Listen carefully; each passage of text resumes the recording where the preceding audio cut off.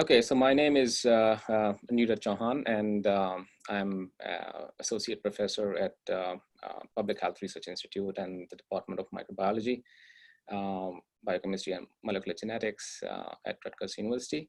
And as Mitchell pointed out, my main research interest is in Candida, and I've been working with Candida species for almost 20 years now.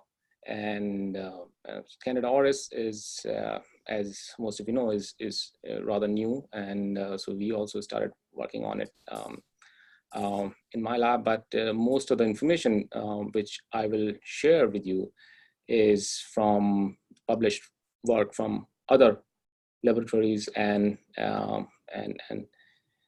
yes. So let's get started. So let's see. Okay, so what I would like to do today is cover a few things in this webinar. So first, I will start by giving a very brief information about fungal pathogens, their general properties, and then talk briefly about Candida and candidiasis, and then go to global distribution of Candida auris and reported cases of Candida auris in the US, and why Candida auris presents such a serious public health threat, and followed by diagnosis and treatment options which are available for Candida auris, and followed by safety precautions and how and where to seek help if in case someone does get Candida auris infection. So before I go into detail of this webinar, I just want to start by defining some of the key terms which will come in this talk. So and as these technical terms appear again in the talk, and I will try to define them. But just to start with, some of the terms such as superbug, which all of you must have heard, and New York Times did a story about Candida auris, and there are a lot of and there's a lot of information about Candida auris in literature. So what is a superbug? So superbug is a pathogenic microorganism that has developed resistance against majority of drugs. So by that definition, yes, Candida auris does qualify as a superbug. Pathogen, what is a pathogen? Pathogen is a causative agent of a disease. In this case, Candida, which is a fungus, is a pathogen. And disease outbreak. Outbreak is, as the name suggests, is a sudden rise of an infection or a disease, which can take place in a hospital setting or in community. Antifungal is a drug that is used for treating fungal infections, much like antibiotics, which are used for treatment of bacterial infections. Candidiasis, it's a general term to describe diseases caused by Candida species. And as we learn, Candida is a genus which has more than 100 species, and only a handful of them can cause disease in humans. So candidiasis is a general term used to describe diseases. Candidemia is a bloodstream infection caused by Candida species. And finally, commensal. This term will come a lot in this talk. Part of the reason is because most Candida species are commensal, which means they are part of normal microflora of human body. Most people like you and I, we have Candida as part of our microflora, but in healthy individuals, it doesn't do much. It lives happily, and it's a very, but only in immunocompromised patients, it becomes a problem. Now, with regard to Candida auris, that is not the case. So we'll get started, and then we'll talk about. So first, to start off, the features of human pathogenic fungi. So the first thing is, unlike other pathogens such as bacteria, fungi, they are eukaryotic, which means their cells are very similar to us because we humans are also eukaryotic. Bacteria, on the other hand, are prokaryotic, which means they do not have a nucleus. Our cells or fungal cells have a nucleus in them. So that's one of the basic difference between a prokaryote and eukaryote. So that causes problem with regard to drugs because these cells are so similar. So it's very difficult to find drugs which target something which is very, very unique or specific to fungal cells, so that there is no drug toxicity to human cells. Now, the one difference between fungal cells and human cells is cell walls. Fungal cells have cell walls, which we do not have, so which is makes cell wall as a very attractive target for drug discovery. And fungal cell walls, whether it's Candida or other fungal pathogens, they have really been studied in great detail. And in human cells, our cell membranes have cholesterol. Fungal cells have ergosterol in their cell membranes, and it structurally is quite different from cholesterol, so which is also a target for some of the antifungal drugs, which we'll talk later in the talk. Now, most fungal pathogens can be acquired from the environment, or some are commensals, or they're part of microflora. For example, Candida. Candida is most Candida species infections are endogenous in the origin, for instance, which means that most infections arise from within the human body because they live in our human body, and primarily they live on mucosal surfaces or skin. Person-to-person transmission can take place in some cases, especially in case of Candida auris. So next is this slide describes more in detail about Candida species. So as I said before, they are found in the normal human microbiota, which means they are part of our microflora. And since healthy people do not get infection, they are fine. It's a major problem in immunocompromised patients, people such as HIV/AIDS, people who undergo cancer chemotherapy, bone marrow transplant patients, and elderly or newborn babies. And these are individuals who are really at risk of getting candidiasis. Now, mortality among patients with candidemia, which is an infection of bloodstream, can be as high as 40%, despite antifungal therapy. So, which is a big problem because this 40% number is very high. Now, annual deaths toll due to candidiasis in the US alone is about 10,000 people, which is very high. So, two of the most pressing needs for fungal infections in general or Candida infections is that we need to develop new diagnostic tests, something which can detect fungal infections rapidly. And there's a need for developing new drugs. And the problem, as you all know, that is because fungal pathogens are eukaryotes, which means they're very similar. So it's very difficult to find a unique drug target. But there are drugs which we have, for instance, amphotericin B, which was discovered back in 1950s, has severe toxicities. Although there are less toxic formulations of these drugs are available. Azoles, other class of drug, developed in the 1970s. They're very nice drugs, but they are fungistatic. So fungistatic means these drugs do not kill fungal cells. They just stop the growth of fungal cells, which means, which results in development of drug resistance, which is another problem. Followed by finally echinocandins. So these are really fantastic drugs, and they were FDA approved in early 2000s, and but now there are reports of increasing resistance to these drugs also. So shown here, I just want to on the right side, just want to draw your attention to this figure here shown of these newborn babies. They have these lesions on the skin. This is an indication of Candida infection, much like this white creamy growth in the mouth. This is also an example of oral candidiasis, which is an infection of oral cavity. And here, this is a picture of esophagus of an I think HIV/AIDS patient. This is a normal esophagus. Any normal person should have this. This is very clean. On the right side here, what you see here is this white creamy growth is growth of Candida inside the esophagus. So this complicates the problem because the patient is already very sick, and because of this, they're not able to eat anything. So this results in weight loss and those kind of things. So just to illustrate, how serious can these problems be.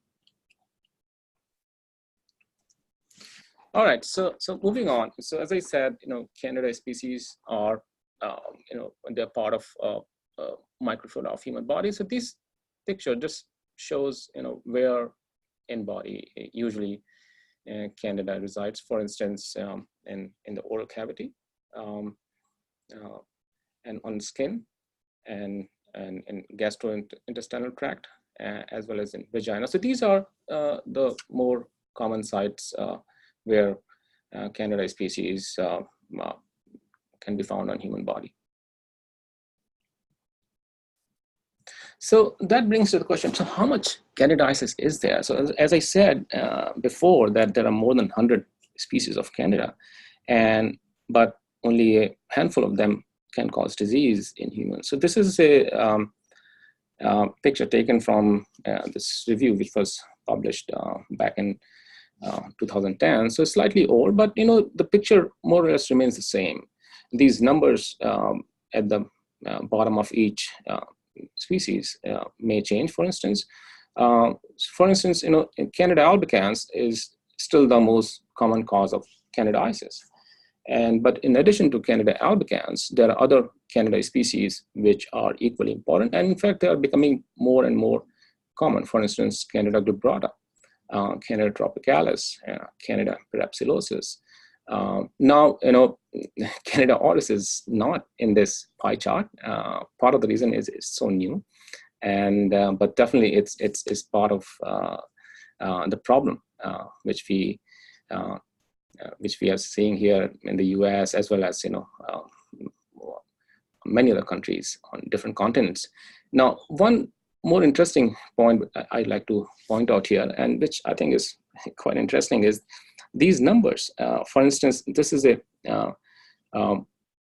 global number. If you look at different countries, for instance, let's say in South America, so there, Candida parapsilosis is the one which is more predominant cause of candidiasis, as well as in Asia, places like India and Thailand, China, those places, Candida tropicalis is the one which is the most common cause of candidiasis. Now, the reasons for this is not very well known.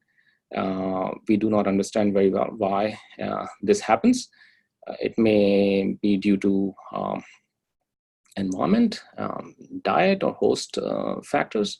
That's something is not very well known, but just I thought I'll just point this out to you. I just thought this is an interesting fact. So I just want to very briefly touch upon this, although this is not the major focus of today's talk. But since Candida albicans is the most common cause of candidiasis, and this is something which is very well studied factor for Candida albicans, is that it can exist in 3 different morphological forms. It can stay as a yeast. These are round, oval cells, or can also form these long filaments known as hyphae. Now, these hyphae are known to be very important for virulence or the disease caused by this fungus, because it's been shown that these hyphae can actually penetrate the tissue and can help in disease.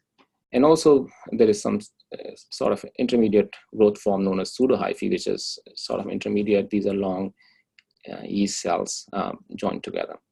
Now, ever since Candida auris was identified, this is why I'm trying to show you here. So the first question people ask is, does Candida auris also form these hyphae or these filaments, which may help Candida auris in causing disease? So the answer to this question is it's not very well understood. I mean, I know, there are some published reports I've seen where people have shown that under certain conditions it can form these hyphae, but it's not very clear whether it exists primarily. But primarily, Candida auris exists as a yeast in human body. I just thought that this is because this is very important virulence factor for Candida albicans, and there's a lot of discussion about this. So I thought I'll just quickly point this out to you. So moving on to Candida infections, what kind of infections Candida causes in human body. So the infections are generally characterized as mucosal infections, and this is very intuitive from the sense that because Candida is found on mucosal surfaces, whether that's in the oral cavity or in the gut. The examples of mucosal infections are thrush, which is oral candidiasis. It's an infection of oral cavity. It's very common in HIV/AIDS patients. Vaginitis and esophagitis, that is the inflammation of esophagus. And the species which is most commonly associated with these infections is Candida albicans, but again, other species are also known to be important for mucosal infections. Cutaneous, because Candida can be found in human skin, so it can cause cutaneous infections. Also, again, mostly by Candida albicans. And finally, the most important, I shouldn't say most important, are systemic infections. These are very serious because these can result in ultimately in death. These are like bloodstream infections or UTI, urinary tract infections, caused mainly by Candida albicans. But now other species such as Candida glabrata, Candida tropicalis, and now Candida auris, they're common. In fact, as we learn later on, more than half of cases of Candida auris infection in the US are bloodstream infections.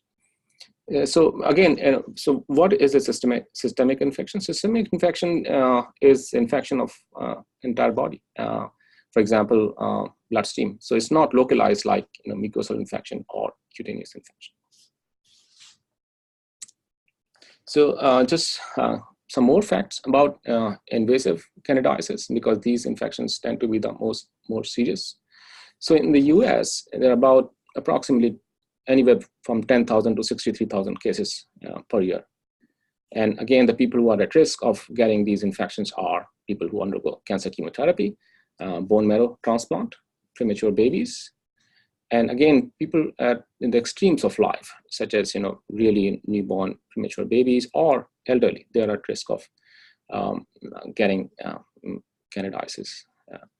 Again, another interesting fact is, between African American versus Caucasian population, African Americans tend to be 3 to 4 higher susceptible to get candidiasis. And again, the reason for this is not very well understood. So, what is Candida auris? In fact, auris, the name auris, and we'll talk about this again more in other next slides, is Latin for year, because the first known case of Candida auris was identified from the discharge of the external ear canal of a patient in Japan. So auris is Latin for ear. So Candida auris again is a fungus. It's a yeast. It's very different kind of yeast, unlike baker's yeast or which is used for making bread or wine or beer. It's very different. It's a human pathogen. So it's often resistant to common antifungals. So which is why it's a big problem in the clinics. And some strains of Candida auris are shown to be multi-drug resistant, which means they are resistant to more than one antifungal drug. And since we don't have many kinds of antifungal drugs available, it's a big problem. Another challenge about which Candida auris is that the accurate identification is challenging by using traditional diagnostic methods, which are generally used in the labs. It is often misdiagnosed as other Candida species.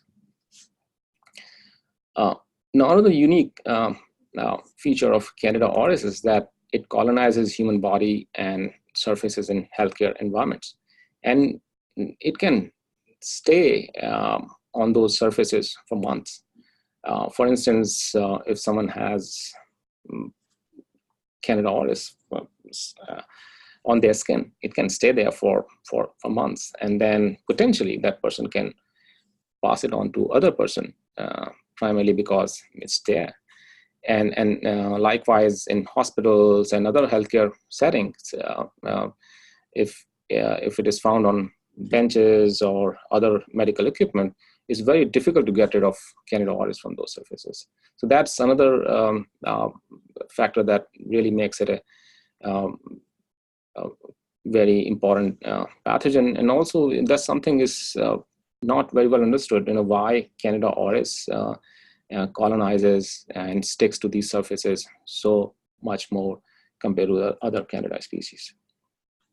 Now, Candida auris displays inter and intra-hospital transmission and has become widespread across several countries, ultimately causing a broad range of healthcare-associated infections. So again, these are the reasons which make Candida auris really a very successful pathogen, and because of these reasons, it's causing a lot of concern in hospitals. So when was Candida auris first reported? So the first reported case was from Japan in 2009. As I said before, it was identified from a discharge of the external ear canal of a 70-year-old patient in Tokyo. And but some other studies have shown that some isolates from South Korea way back in 1996 were actually Candida auris. So again, that's not that important. Where was it first isolated, whether it's Japan or South Korea? The fact is that it's there, it's here, and it's a problem. This slide shows worldwide distribution of Candida auris. So if you see in the map, this is South Korea, that's Japan. So if you take 2009, so this is now 2019, it's just about 10 years. You can see it's almost everywhere in the world. This map is color coded. The darker the color indicates more cases. For instance, this dark blue indicates more than 100 cases are reported in these places. And closer to home, as you see, in the US, especially on the East Coast, New York, New Jersey area, that's where most of the cases are reported of Candida auris. So this is, again, a timeline of Candida auris reported cases. And again, as we talked about, in the first case was reported in Japan in 2009. Since then, it's now been found in many places, India, UK, South Africa, and in Europe, US, Venezuela. So I mean, just it's remarkable in just such a short span of time. This bug is found spread so quickly throughout the world. And the Europe's burden of Candida auris appears to be increasing, although the epidemiological profile is not completely defined. Yeah.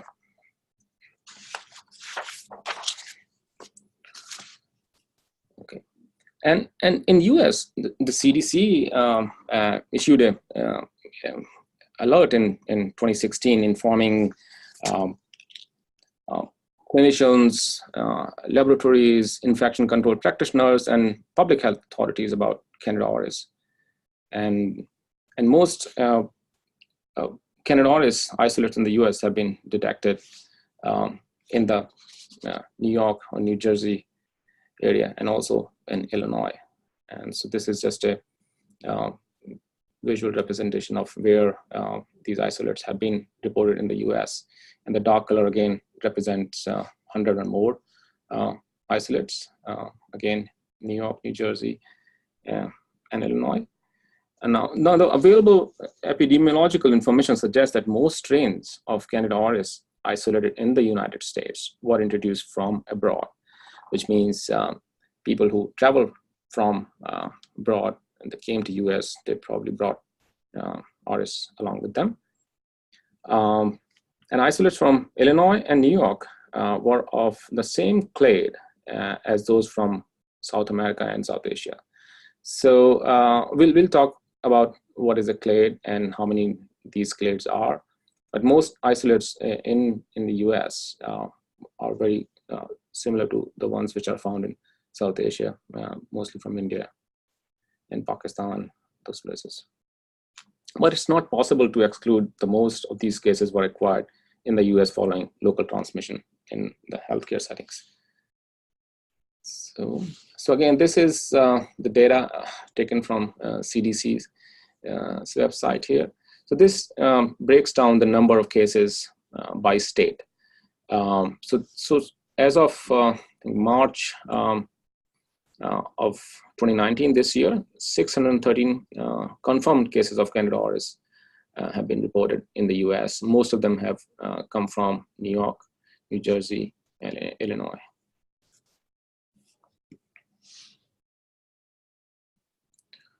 So Candida auris isolate fall in 4 clades. So what is a clade? So clade is a group of closely related organisms that include descendants from a common ancestor.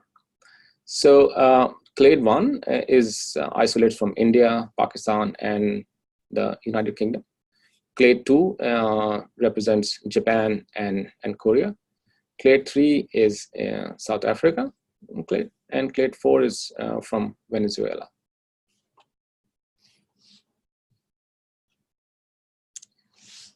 And so what types of infections Candida auris can cause? Obviously, the first one is ear infection, because that's how the first isolate was identified from Japan, and can also cause bloodstream infections, which are the most serious type of infection because these can be fatal. And in fact, as I pointed out before, more than half of Candida auris infections in the US are bloodstream infections. Can also cause wound infections, and it's also been associated with lung and UTI or urinary tract infections. Although more data is needed to understand how Candida auris is able to find its way in lung.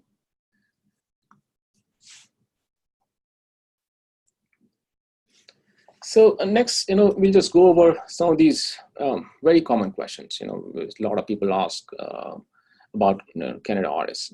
For instance, who's at risk of getting Candida auris infections? So healthy people are usually not at risk of getting infections. So it's individuals who are really sick, who are immunocompromised, who are in hospitals. They are the ones who are at risk of getting Candida auris infections. And in addition to that, people who have spent time in nursing homes and have these catheters, so these are the people who are risk of getting infection. Okay. So then comes the question: how does Candida auris spread?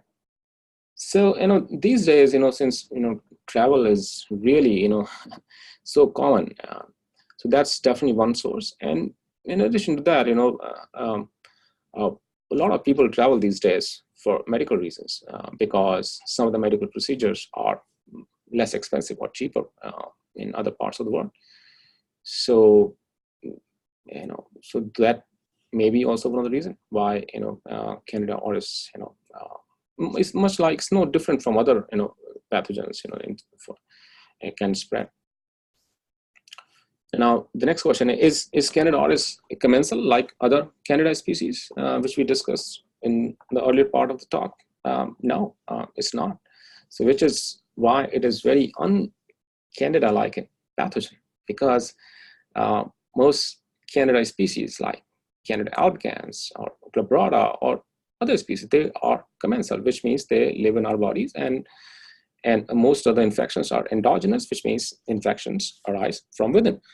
Now, Candida auris, on the other hand, can transfer from person to person. Part of the reason is because it is such a good colonizer. It can stay on human skin for months. And this is why it's able to transfer from one person to another. And in that regard, it's quite similar to bacteria, so which is a cause of great concern. And finally, what is the mortality rate associated with Candida auris infection? Then, this is sort of not very clear. Different studies point out different mortality rates with Candida auris infections, but it's I think it's fair to say it can be anywhere from 30 to 60%. Okay, so then we come to diagnosis and treatment options which are available for Candida auris infections. Now, Candida auris, much like other Candida species, are usually diagnosed with culture of blood or other bodily fluids, depending upon where it is identified. And now that is a problem because Candida auris is often misdiagnosed as other Candida species. So there's a need for more accurate identification of auris. This is important because if it is known that the infection is actually caused by Candida auris and not other Candida species, treatment options can be devised based on those reports. So that's why new diagnostic procedures such as MALDI-TOF sequencing and PCR-based methods are being developed, and hopefully they will be much better. And most Candida auris infections are treatable with Echinocandin class of drugs. So this is a class of drug which we'll discuss very briefly how these drugs act on fungal cells. But again, these drugs are developed in the early 2000s. They're very nice drugs, and they work by inhibiting cell wall synthesis in fungal cells. And as I said earlier, cell wall is something which differentiates fungal cells from human cells, because we humans, we do not have cell wall. Now, there are reports of multi-drug resistant strains of Candida auris. And so if someone does get infected with a multi-drug resistant strain, they may have to be treated with a combination of drugs at a higher dose. So, so that brings to the question of what are the examples of antifungal drugs which are currently in use, as in the previous slide we talked about Echinocandin. So again, there are very few drugs available for treatment of fungal infections. These are the three classes of drugs: polyene, azole, and Echinocandin. These are the three chemical classes which are available. And this is just an example of amphotericin B. And this is fluconazole, which is one of the azole class of drug, and caspofungin is one class of anti-echinocandin drug. So there is not a whole lot available to treat fungal infection, which is a problem for clinicians. And so there is obviously a need to develop new drugs, better drugs, so that we can fight these infections. So this is, it does look complicated, but it's not. I'll just walk you through this slide. So this is the data, again, from published these two papers. So, trying to find out the reasons why Candida auris is drug resistant. So two of the most common drugs which are used for treatment of fungal infections is azole and echinocandins. And if you remember, So the earlier slide when we talked about cell wall. So this is this picture here represents a fungal cell. Okay, and this here on the right side is just a blow up of cell wall and cell membrane. Okay, so just forget about everything and just look at this. This part is cell membrane, and this is ergosterol, which is very similar to cholesterol, which is found in cell membranes of human cells. So azole drugs, they work by inhibiting ergosterol biosynthesis. Okay, and in this, when ergosterol is made, so there is a biosynthesis pathway in fungal cells. There is this particular enzyme known as Erg11 is the target of most azole drugs. So these azole drugs work by blocking this enzyme Erg11, which in turn leads to block in the synthesis of ergosterol. That's how these drugs work. So what people have shown that in Candida auris isolates, which are resistant to azole drugs, so they found these mutations. For instance, this amino acid is mutated to, and these three mutations are found. So a single amino acid change can lead to such severe consequences. Much like for Echinocandin class of drugs, which are different, they work by blocking synthesis of this beta glucan in the cell wall of fungal cells. So this particular enzyme FKS1, which is the target of these drugs, and in these strains which are resistant to echinocandins, so they have seen this mutation serine 639 to So this is just to show that these point mutations people have found, and because people are trying to understand the reason why Candida auris is resistant to antifungal drugs. So again, going back to my earlier topic, why we have so little antifungal. It's just to show that just the how these drugs are discovered. For instance, amphotericin B was discovered in 1958. Since then, and then there's a huge gap here between. And again, the thing I like to point out here is this: first echinocandin was discovered actually in 1972, but was approved only in 2002. So this is like 30-year period. I mean, this is something's unacceptable. But that's the way things are. And the search for new antifungal continues. So now let's get back to Candida auris. So now we know that it's a big problem in the clinics. So how to stop the spread of Candida auris? So the first thing is, it's just, we all learned as kids growing up. Our mom used to tell us, wash hands. That's still so true.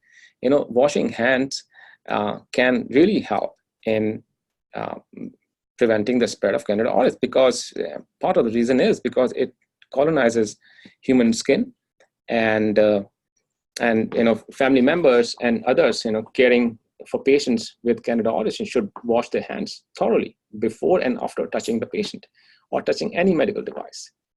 And hand washing is really important if caregiver is caring for more than one ill person at home. So those are really, really important.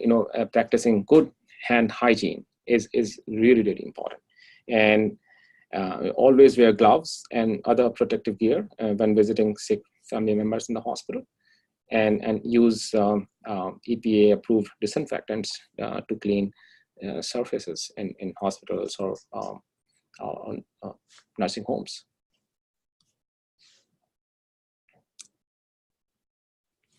So how and where to seek help if someone does get infected with Candida auris? So again, if first of all, healthy people usually are not at risk of getting infection. Only those who are really sick. And again, in the symptoms, the question often people ask, what are the symptoms? So symptoms are really not there, because as such, these patients are really sick, and they're very general.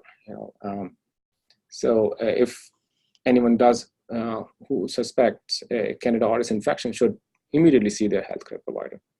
And again, people who test positive for Candida auris should inform healthcare providers that they have tested positive for auris when visiting healthcare offices and when being admitted to hospitals and nursing homes. And CDC works really very closely with state health officials. And if, in fact, CDC recommends that all confirmed isolates of Candida auris should be reported to local and state public health officials. And CDC has a dedicated email, candidaauris@cdc.gov, to report any new cases of Candida auris.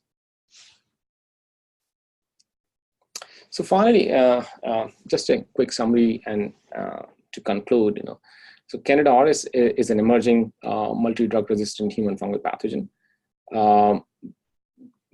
We don't know a lot about this fungus, although new data is coming up, and we are trying to understand how Candida auris gets drug resistant, and how it can colonizes human skin as well as other surfaces for so long. And again, immunocompromised patients are at risk of getting infection.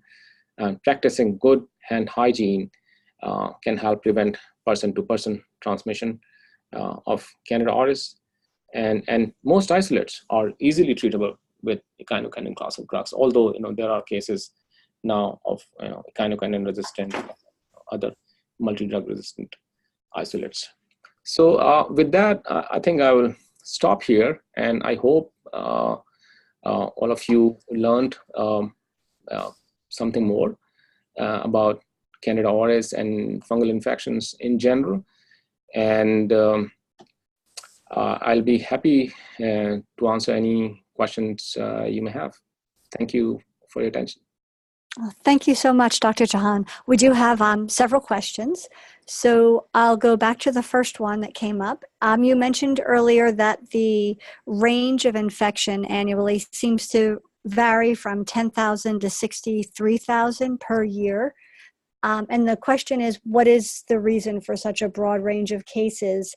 And, if you have the numbers for 2017 or 2018, are they in that range at all? Yeah, I mean, again, these are, studies. It's difficult to, pinpoint the exact number. And my guess is, I have to check some of the new epidemiological studies. More than likely, it probably is still in the same range, which is kind of unfortunate because, according to the same paper, the risk of death in hospitals due to Candida auris and Candida species, and auris is not included in this, is still the same as it was in 1980s. And it's a much bigger problem. And there are many reasons for that. Because of limited drugs. Need to develop better diagnostic tools. So there is so those are the kind of reasons. Yeah. Great, thank you. You had mentioned briefly how long it lives on surfaces, but do you know how long it would survive on the skin in the absence of hand washing, I'd have to say? Yeah, so it's been reported that it can stay for months, 4 to 6 weeks without hand washing. And it's not just hands, if it is in your hand, if you touch other parts of your body, it can go there. And again, since most people are healthy, so they will not notice anything, but potentially they can transfer to someone else who may not be that healthy.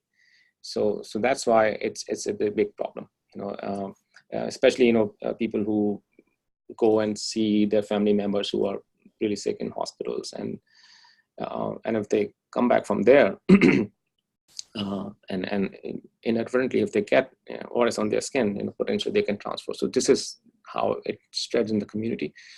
Yeah, again, the time is about 4 to 6 weeks, and again, it's not very well known why it stays so long.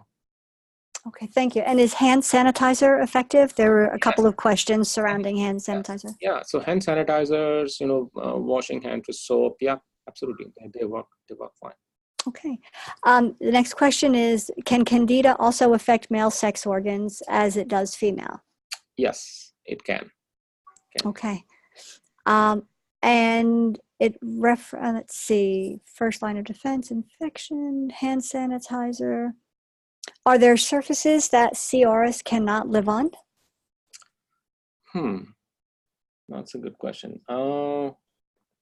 I don't know that. I mean, most of the surfaces, let's say in hospital, there are some cases. I don't know if some of you read this New York Times report, where there was a case where Candida auris, in fact, was found in the room where a patient was there, and it was everywhere on bed sheets, linen, curtains, and so looks like it can probably survive almost all surfaces which are found in hospitals or common household. Okay. Do you have any information as to why there's an increase in the spread in hospital settings? I mean, the number of people who with impaired immunity is increasing, right? So there are always immunocompromised patients are there, and they are already at risk of getting infections, not just Candida, from other infective agents. Now, with Candida auris, that's just one more bug they have to deal with, and because they have such low immunity, they're really, really prone to these infections. Yeah. Okay. And if it's primarily a nosocomial infection, is there anything in particular you might suggest that ambulatory care centers be concerned about? Yeah, again, protective gears, gloves, and lab coats, or shoe covers, whatever additional precautions can be taken, they should take. And also with regard to use of disinfection, the common laboratory disinfectants don't work with Candida auris. In fact, CDC recommends disinfectant which is used for removing C. difficile spores. That's the one should be used for Candida auris. Thank you. I hope I pronounced this properly. Is there any benefit to HCG or Hibiclens bathing of patients to cut down on transmission in long-term care facilities or the hospitals? I don't know that. Okay, no worries. That's okay. For the person who's asked that, we'll see if we can identify that answer at some point. Are there any specific recommendations surrounding childbirth delivery? Yeah, I mean, so again, most of us, we get our microflora from our parents, and also during, a lot of us acquire during childbirth.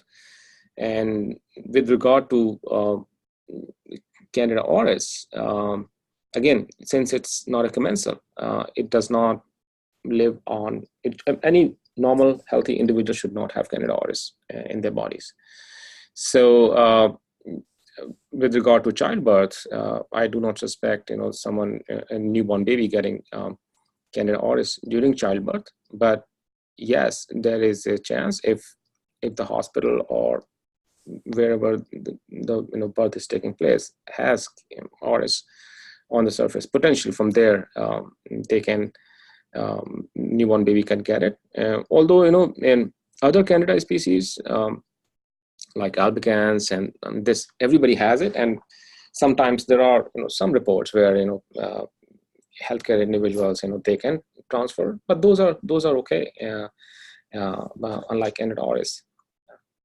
Okay, we have a few more that have come in.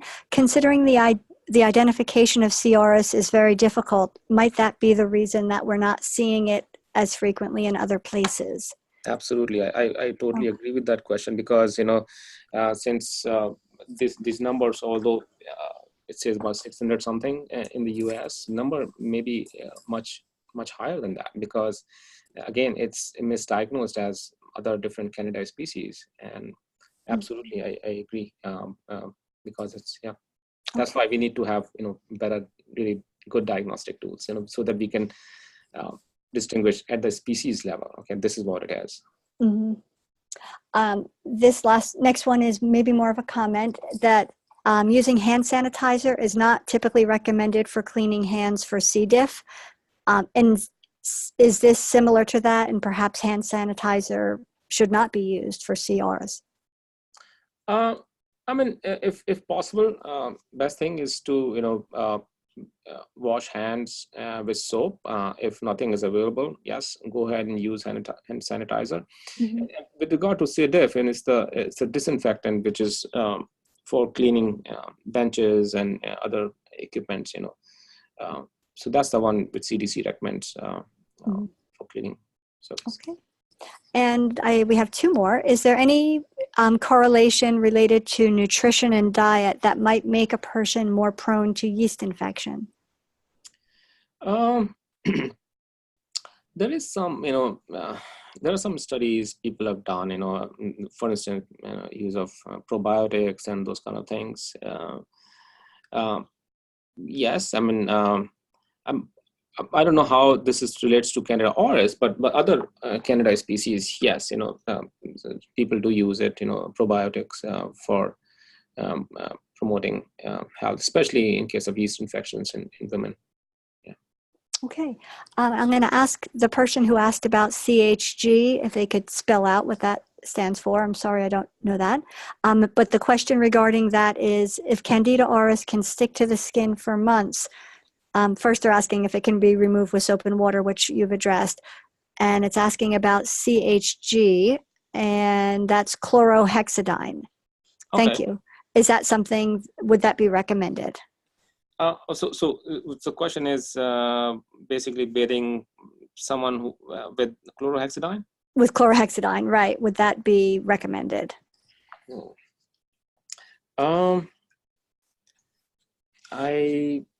Since I'm not very sure about this, so I will not say yes or no. That's okay.